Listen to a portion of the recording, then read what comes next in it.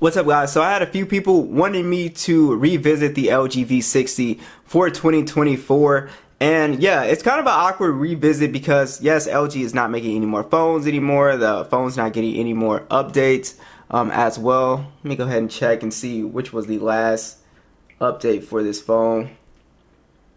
Yeah, so no more new updates for this phone. And but the good thing is that it did get Android 13, which I think surprises a lot of us. So it does give the phone a little bit, more longevity.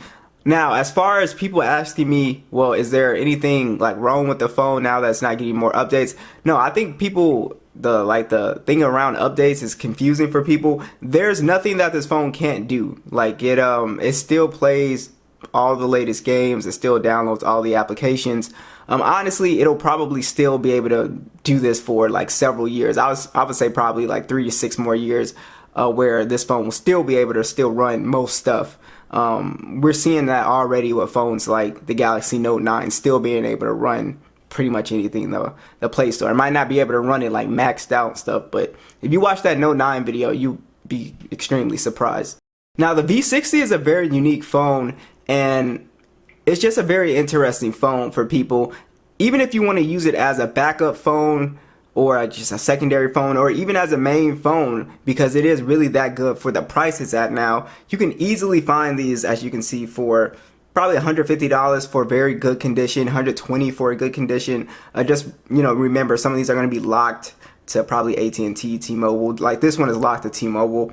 But yeah, so you can find these for really cheap. And then remember, you also have the dual screen case that you can pick up for around like $50 now. So it's a really good deal, considering that you get so much stuff with this phone. The reason why a lot of people like to use this phone for a backup phone or whatever, or even just an MP3 player, is because of the headphone jack. It's not just a regular headphone jack.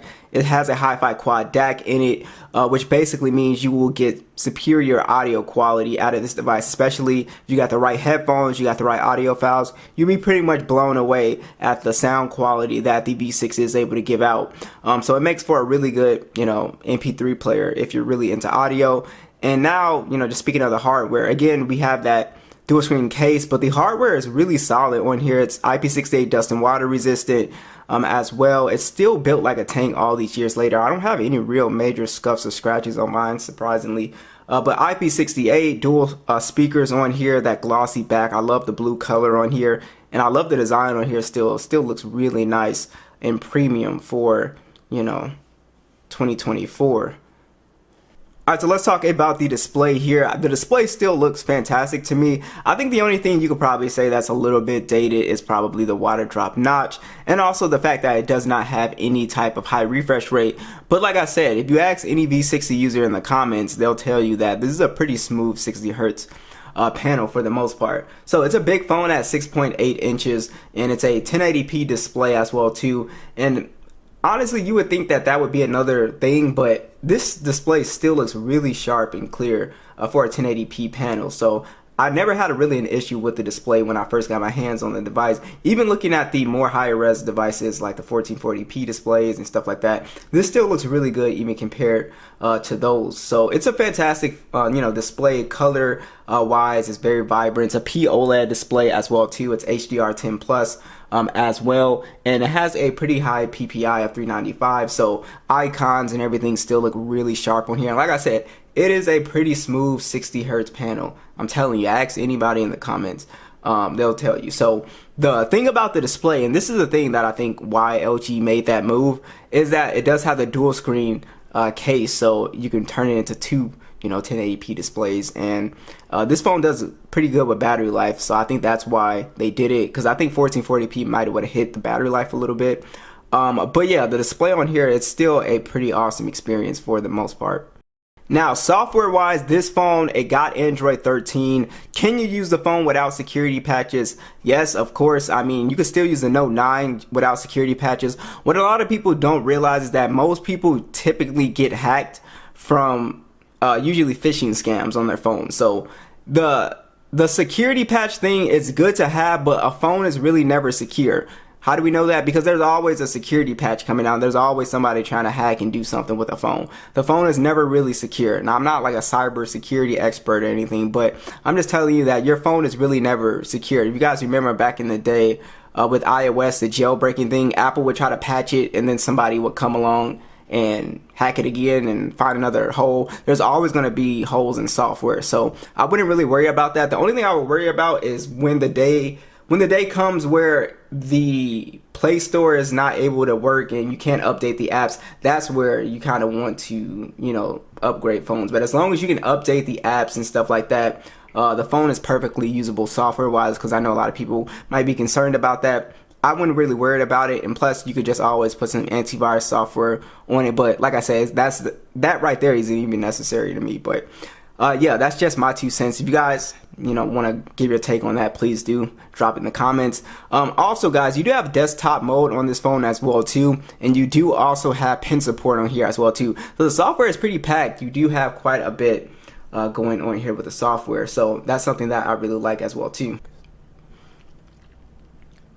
Alright guys, just to touch on the performance, and like I said earlier, this is a phone that honestly you could use for a very cheap, you know, gaming phone if you want to. We have the Snapdragon 865 chipset on here, and then we also have micro SD card support is on board with 128 gigs of internal storage, 8 gigs of RAM on the base model. This is still a really fast phone. You can put it head to head with pretty much any phone, you know, the latest flagship, honestly, and it'll still do really well.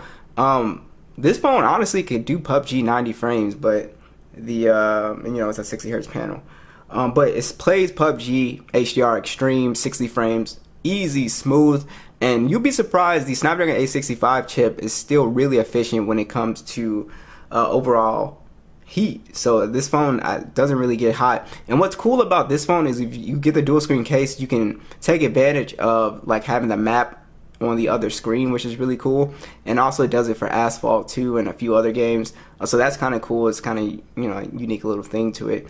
But yeah, gaming performance, to get a phone that can game like this for, you know, 130 bucks, I think it's still pretty good. So I would buy this over like any budget phone. Anybody who's on a strict budget and they want to kind of play competitively, I would definitely look into this. It's an extremely cheap option. You guys, I'm gonna show you guys the speaker quality here.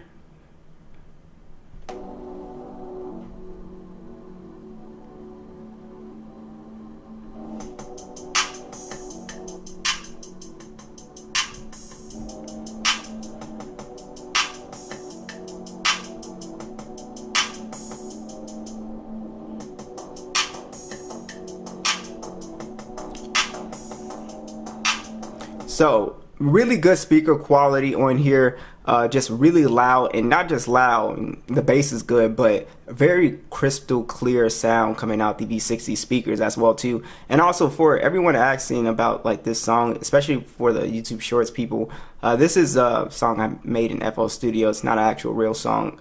Yeah, so just to let you guys know that. But yeah, the speaker quality is pretty good for the most part. I really like it. Alright, so one of the things that, this is probably the only thing that is just kind of like meh with this phone, is that there's no face unlock with this phone, and it's fine, but the fingerprint scanner, it's an optical one, and it works, you know, it does work, but you do have to apply a little bit of pressure to it. So like the ultrasonic ones, you could just like lightly tap, but this one you do have to apply a little bit of pressure. It's like a little nitpick of mine, but it's not that big of a deal. It does work perfectly fine. Alright, so the cameras on the V60 here, I still think the cameras are still pretty good for the most part. You guys saw I did a comparison with the S24 Ultra, and it takes perfectly fine videos. Of course, it's not going to be as good as the latest flagships. Of course, there's also a really nice portrait mode on here, not portrait mode, but a manual camera mode on here, which I think is really nice. So you do have a lot of control over the pictures you take. But as far as the image quality goes, you're still going to be getting, I think, pretty decent shots for the most part. It only sort of shows its age in the in like low light, then you can kind of see its age, but in good lighting it still can take a pretty good shots. A 64 megapixel standard, 13 megapixel ultra wide, 0.3 depth sensor, and then you also can shoot in 8K 30 with a 10 megapixel selfie that shoots in 4K 30. You'll still get pretty solid performance when it comes to the camera. Overall, the selfie was pretty decent. Like I said, dynamic range, color is pretty natural. So for this price, I wasn't too mad at the cameras. Like I said, the only thing you could really nitpick at it would be like, you know, low light photos and videos do become a little bit grainier. And lastly is going to be battery life. This phone is a battery champ even years later. The battery life is really, really good. Standby time is really good on the V60. It is really impressive. 5,000 milliamps. You also have wireless charging on board. And yeah, it gets the job done, guys. It's a really good phone when it comes to battery life, especially if you're not using a dual screen case or anything like that. Just excellent standby time, excellent screen on time, lasts all day for sure. So that's also another highlight with this phone. Overall, it's a great phone. I think it makes for a really good backup phone. It even makes for a really good main phone still. I know a lot of people, you know, they're like, it's not getting updates and stuff like that, which is perfectly fine. That's perfectly understandable.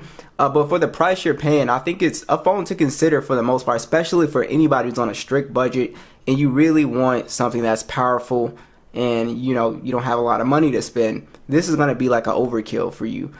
So yeah, so thanks for watching this video, guys, and I'll catch you guys in the next one.